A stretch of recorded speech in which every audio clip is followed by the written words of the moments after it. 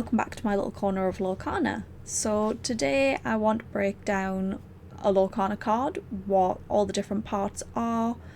We're also going to talk about the different types of cards in Lorcana, because there's a few different types.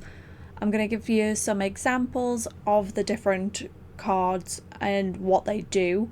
I've used cards from sets 9 and above just because they're the cards that you're going to be using most often at the moment, unless you go into infinity events, but it does still apply to older cards as well. So it's not a case of this only applies to set 9 and above. But first of all, let's take a look at a card, and I'm just gonna really strip it down to the absolute basics, just so we can fully understand what every part of the card is before we start getting into locations, items, actions, characters. Let's go to the absolute basics first. So we've got Woody and John Smith just as examples of what parts are on all of the cards. So every card in Lorcana will have the majority of these parts. There's some cards that won't, but we'll talk about that when we get to it. So all characters have these symbols at the top with a number. So if the hexagon has this little ring around, like Woody does, that means the card is inkable. It can be put in your inkwell to then pay that ink to play another character. It also has the number in it, which is how much ink, so how many inked cards it costs to play that character. These guys are both just one cost. So, for example, you could ink the Woody to play John Smith. John Smith is not inkable. He just has a plain hexagon. So that's how you know he can't be put in your inkwell. Woody can. There are some exceptions. There's cards like Tipo that let you ink a card from your hand, and it doesn't matter if they are inkable or not. But as a general rule of thumb, they must be inkable to enter your inkwell. You also have strength and willpower. So the strength is how much damage the character does when they're being challenged or when they are challenging.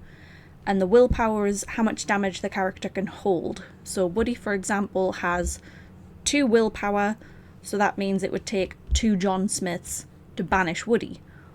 But Woody could banish John Smith and still survive because he would just have 1 damage on him. That damage stays in play throughout the whole game unless you heal him. When a character reaches, so if you had 2 John Smiths challenge Woody, he would be banished because he can only take 2. You also have the law symbol. So this is how much law the character can gain when they quest. Obviously the aim of the game is to get to 20, so Woody only has 1 law, but John Smith has 2. So when he quests, so when you exert him to quest, he can gain 2 law. They also, at the very bottom, have the rarity symbols. So typically, the higher the rarity, the harder they are to find. So an iconic, for example, is a lot harder to find than a common. And typically, the higher a rarity, the more powerful the abilities. This doesn't really work with epics, enchanteds, and iconics because they're just alternate art versions of another card. But for commons to legendaries, typically a legendary ability is going to be better than a common ability. Again, that's just typically, it's not always the case. You also have the card classification. So John Smith, for example, is a Storyborn hero. So every card is either Storyborn, Dreamborn, or Floodborn. And then they have a secondary, sometimes third, for card classification. So John Smith is a hero, and then Woody is a hero, but he's also a toy. So that means other cards that work with hero cards, for example, would work with Woody and John Smith. But if a card specifically states it helps other toy cards, it would help Woody, but not John Smith. At the very bottom, you also have the card number, so that's where they are. There's typically in a set 204 standard cards. So Woody, for example, is number 3, whereas John Smith is 192. You also have the set number, so this is how you know what set the card is from. You have the EN, which means English, and then 12. So set 11 has 11, so on. So now moving on to the different types of cards.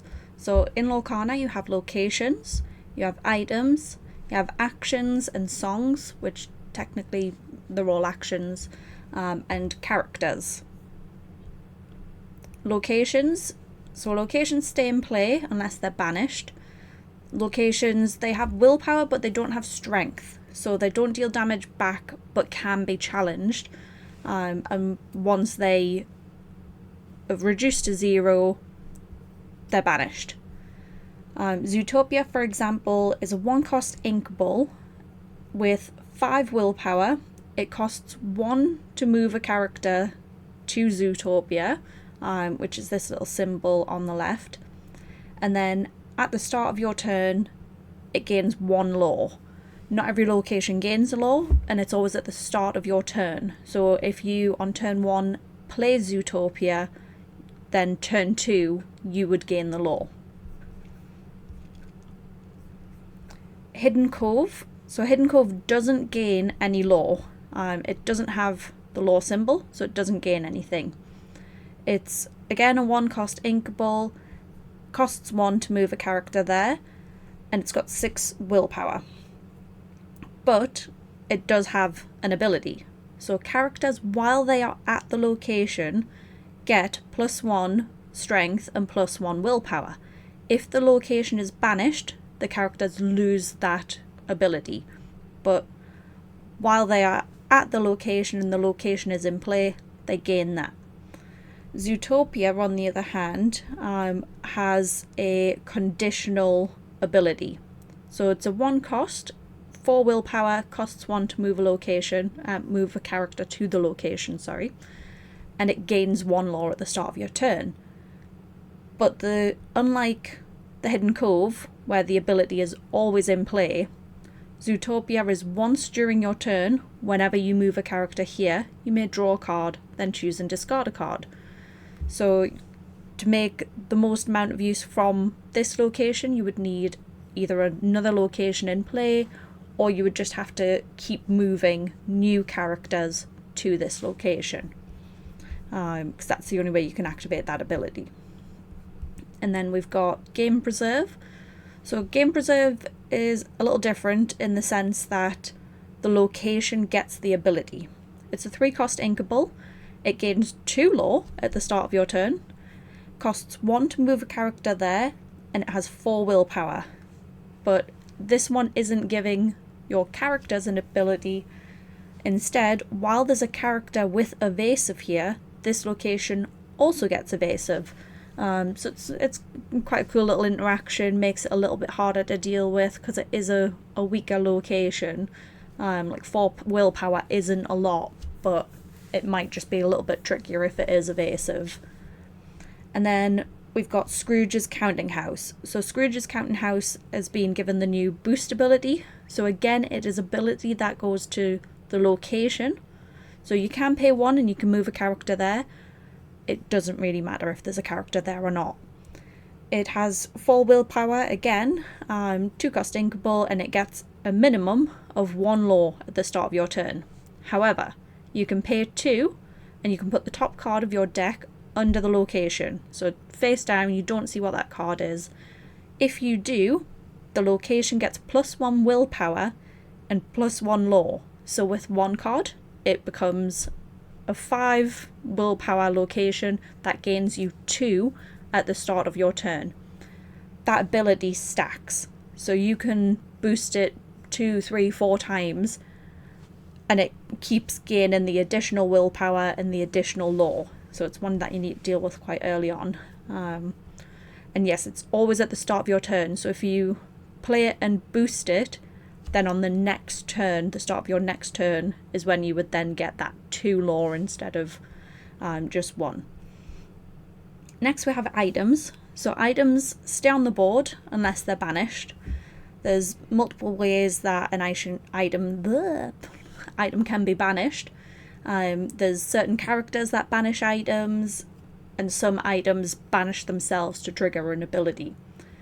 Items can't be challenged. You can't challenge an item to get rid of it. You have to have a character that can banish items or an action or something along those lines. Oftentimes they can be used multiple times. There's many exceptions though. There's some where it's a one and done. And items usually have a condition that you have to meet in order to use them. Some do have on-play abilities, but usually you have to do something to activate an item. So Mushu's Rocket, for example, has 2 abilities. So the first ability is an on-play ability. Chosen character gains rush.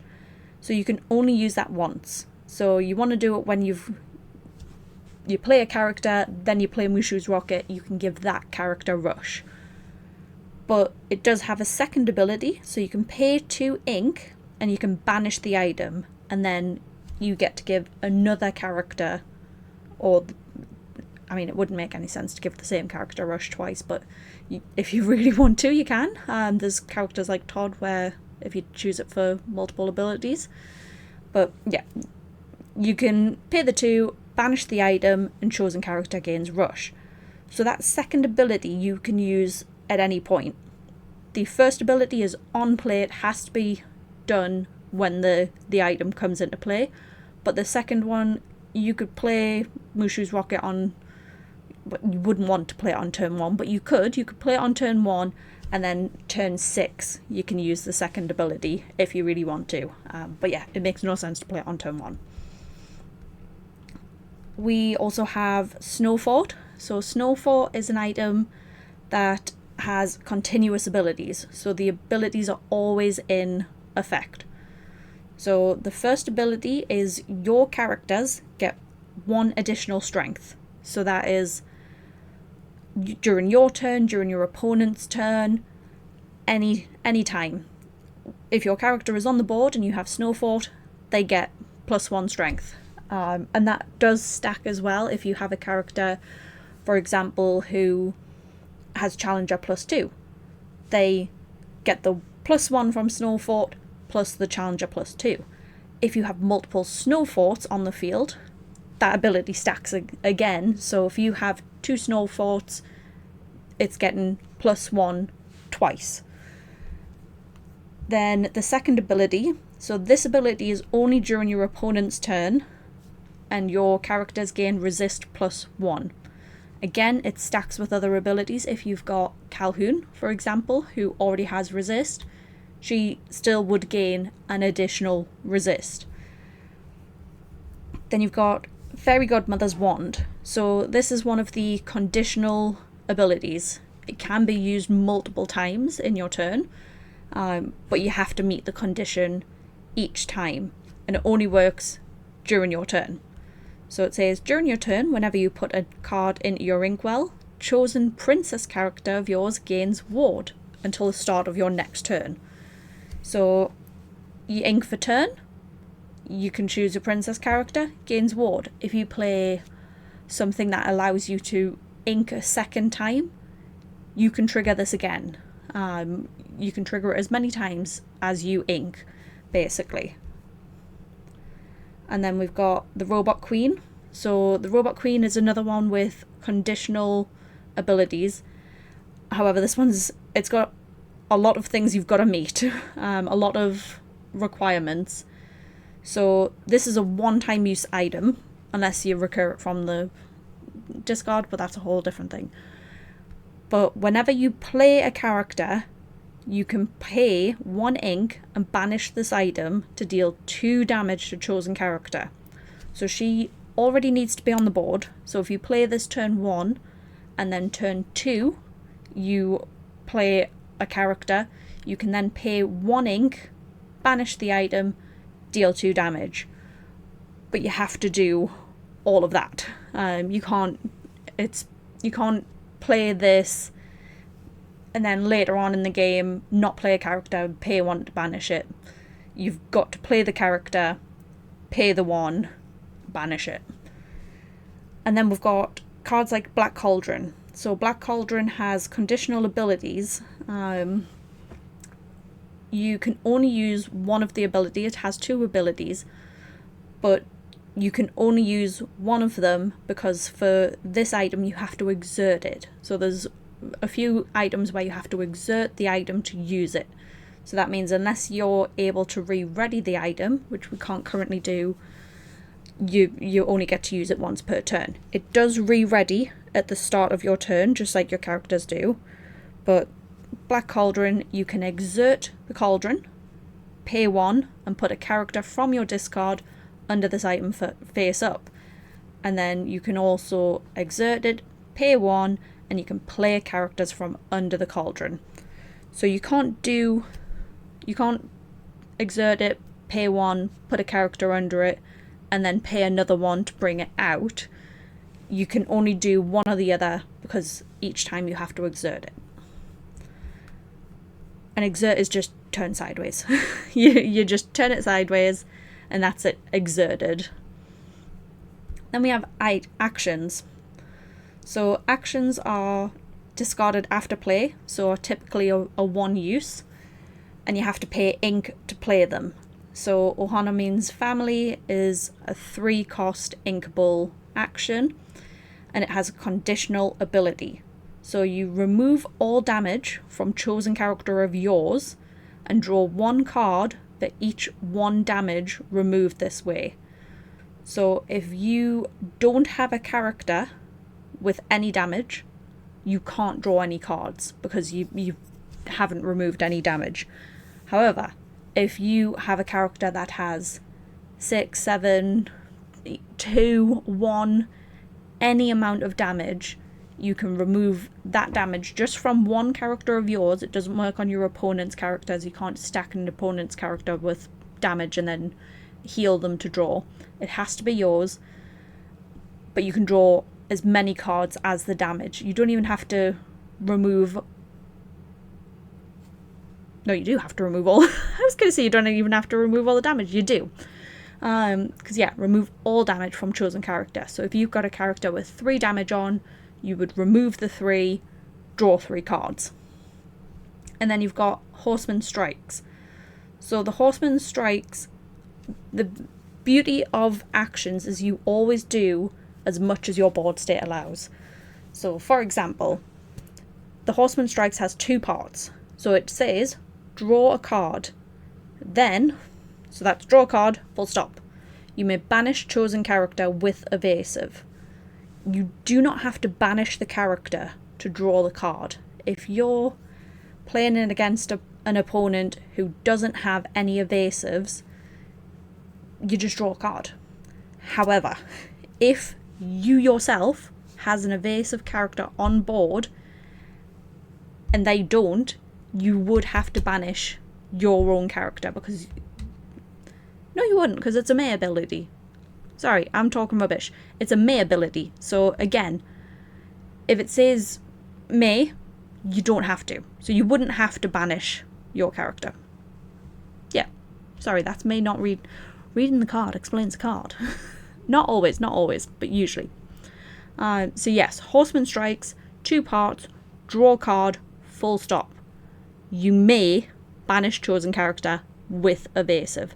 You don't have to, but it's realistically you want to be, but it doesn't always work that way. And if you've got a Maui, even better. And then we have actions like Escape Plan. So Escape Plan has a conditional on-play ability. So the ability cannot, the action, cannot be played unless you meet the requirements. So for this card in example, sorry, I'm losing my words. You can't play this action unless 2 or more cards were put into your discard this turn. So put into your discard can be anything from you discarding a card, like Mulan, discard a card, draw a card, discard a card. That's one card in your discard. If you challenge and you challenge 2 characters and they trade, 2 cards have gone into your discard. And then the ability is each player chooses 2 of their characters and puts them into their inkwell face down and exerted. So ideally you would want to be playing a couple of actions so that you can then put 2 of your characters into your inkwell. But like I say, if you challenge with 2 of your characters, they get banished, they enter your discard, that's the condition met. And then we have actions like Firefly Swarm, where it's multiple choice. This card can do multiple things, but you can only choose one. So you can either banish chosen character with 2 strength or less, or if 2 or more characters were put into your discard this turn, you can banish chosen character. If you play a Firefly Swarm and you choose the first ability, and then you play a second Firefly Swarm, you can choose the second ability. Each new card you play, you can choose a different ability. You're not stuck on every Firefly Swarm has to banish chosen character with 2 strength or less. So you can mix it up like that, but you are only allowed to use one of those abilities for each card played.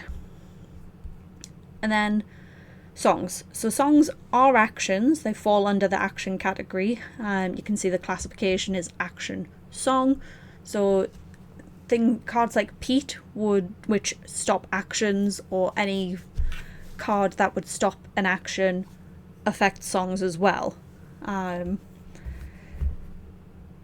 So the difference between a regular action and a song is you don't have to pay the ink cost to play the song. So Strength of a Raging Fire, for example, costs 3 ink to play. Or if you have a character that costs 3 to play and they're on the board, they're dry, you can exert that character, so turn it sideways, and they can sing that song. So they don't get to challenge, they don't get to quest, they sing that song. And you're essentially then paying nothing. It's free, if you will. And then you also have some cards which are songs that are sing together. So unlike Strength, where you have to have whatever this card costs, the character singing it has to cost that much. Sing together means that you can choose any number of characters as long as they equal or cost more. So if you have 2 characters that cost 4 ink each, those 2 can sing Circle of Life together. So you would exert both of them and they've sung that song together. So that's a way you can get around playing an action without having to pay for it.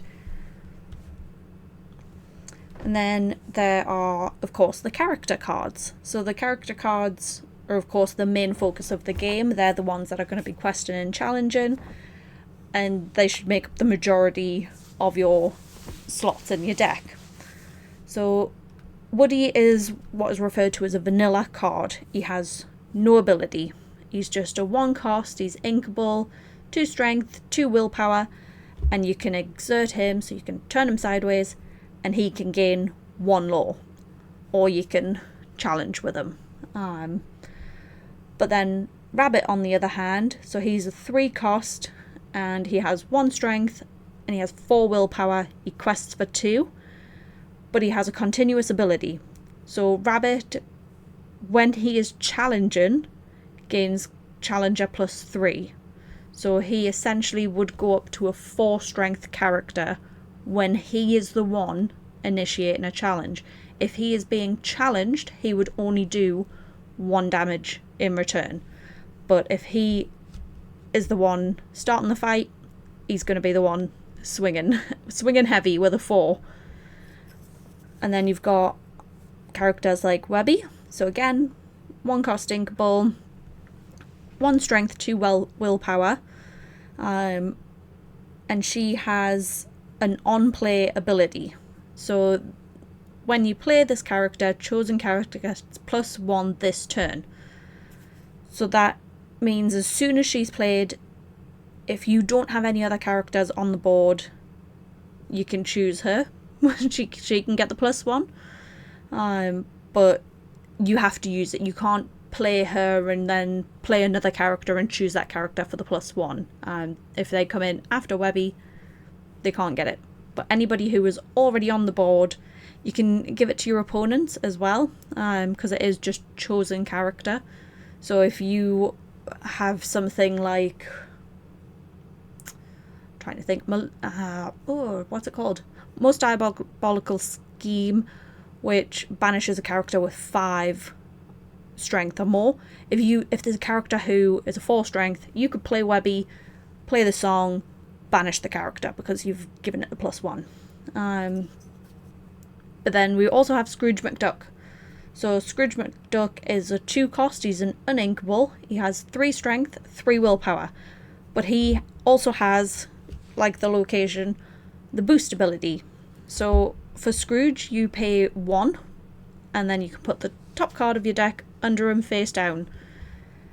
He gets +1 attack and +1 strength and willpower for each card under him. So if you have 1 card under him, he's a 4/4, 2, 5/5, so on. It stacks. You can also use other cards that, so Webby, for example, if you've got Scrooge and Webby on the board, if Scrooge has already got a card under him, he's a 4/4. If you play Webby, he would become a 5/4. So yeah, it stacks. It's a really, really good card. And then you have characters like Rue, where their ability you have to exert them to use. So Rue, he's a 1 cost inkable, little 1/1, quests for 1, but you can exert Rue to put him face down under one of your other characters or locations with boost. So if you're exerting him for the ability, you don't gain the law and he can't challenge. Not that you would be challenging with Rue anyway. But yeah, you exert him and that triggers the ability. Goliath is a 6 cost and he's a 6 strength, 5 willpower, quests for 2, and he has 2 abilities.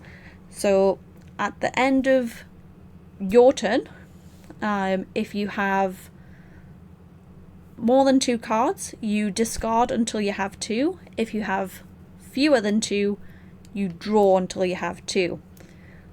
But it also works for your opponent. So at the end of your opponent's turn, if they have more than 2 cards in their hand, they would also have to discard until they have 2, or they can draw until they have 2. And then his second ability, Storm by Day, if you have 3 or more cards in your hand, this character can't ready.